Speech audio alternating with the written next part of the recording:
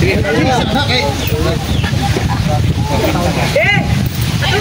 Hello mga guys. Si Elias oh. Hello. Si Elias. Padul gamay. Padul. Detol. Intro eh.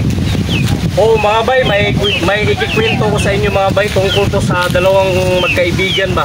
Parehas lang taga Davao talaga bay dong.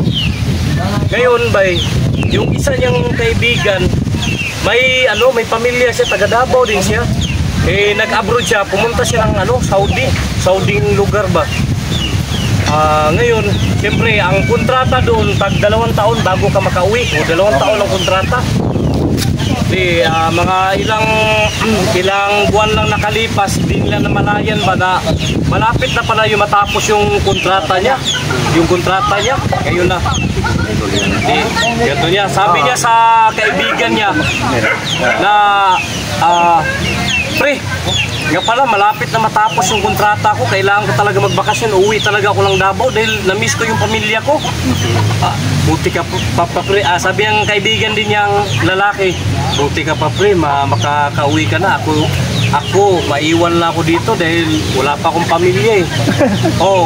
Kumbaga binata pa yung isa. Yung uwi yung pare niya, yung may asawa ba, may isang anak. Ang gandang lalaki, talagang tisin, gandang lalaki ba. Yun na, sabi niya sa kaibigan niya, pre, paano ba to, magpapaalam na ako sa'yo. Kasi dumating na talaga ang time na uwi na talaga ako ng Davao. Sa kailan ka ba uwi? Sa 1 linggo kung darating, yan, uwi na ako. Yun na. Kasi nakuha na siya ng yung passport ba, ticket o sa aeroplano. Umuwi na siya. Sige pre, sabi niya, hinag na yung pare niya. Sabi niya, sige pre, ihahag na lang kita. Sana mag-iingat ka dun sa Davao at balitaan mo ko doon, pagdating mo doon kung ano ang mangyayari sa takbo ng buhay niyo bilang magpamilya. Sige pre, huwag kang mag-alala kasi babalitaan ka namin. Yun pala pre, mga bay, ang hindi niya alam ng pare niya na yung uuwian niyang asawa sa Davao may kabit pala. Nagloko siya, may kabit ba? Nagloko siya. Nagloko pala. Habang nandun siya sa abroad, sa Saudi, nagloko pala, may ibang lalaki yung asawa niya. May ibang kinasama. May ibang kinasama. Kau rin ka matagalog ko dong? Ngayon, ang ginawa niya, kaysa naman marunong ka talagang magtagalig. Hindi niya magawang saktan yung asawa niya at saka yung dahil sa sobrang mahal niya, pinabayaan niya ngayon. Sa halip na mag-stay siya ng 1 buwan, ang ginawa niya, kumuha na naman siya kaagad ng ticket. Bumalik siya ng Saudi. Biglaan yun. Sobrang sama ng loob niya ba. Hindi niya lang sinaktan yung asawa niya kasi baka kung ano pang mangyari niya, mapreso pa siya.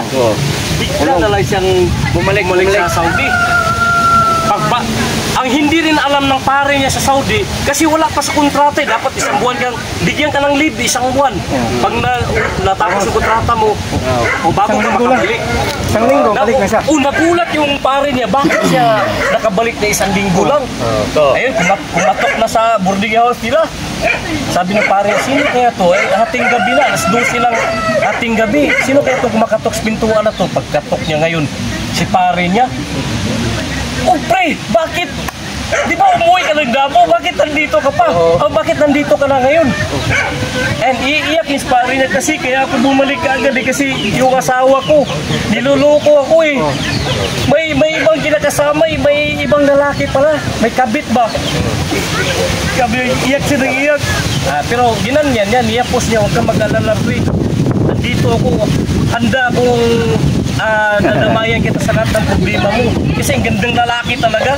Gandang lalaki. Gusto niya talagang nakapag-isip na siya ng masama ba na gusto niya magbigti. Wag pre, wag masama yan. Di, ganyan siya, mabuti pre. yung akin, pre, ang gagawin ko na lang dito, pre. Ito tal, nagluloko naman yung asawa ko, pre. Yung ito sa akin, pre, puputulin ko na lang, pre. Yung ari niya. Sabi ng pare niya, wag, pre, wag. Pre, hindi mo lang mapipigilan. Puputulin ko na to. Tsaka pinuhin ko to. Tapos ipakain ko sa mga aso. Sabi ng pare niya, Naging aso. yun pala, matagal na rin pala nagkakagusto yung pare sa kanya. Ilyas na dong. Ilyas na dong. Dong. Thank you again. Ilyas daw, Ilyas. Putling sarap. Ilyas ba, Ilyas? Sayro dong. Kira dong. Oh. Yeay. Ah, lahi dengan Ilyas, oi. Lahi.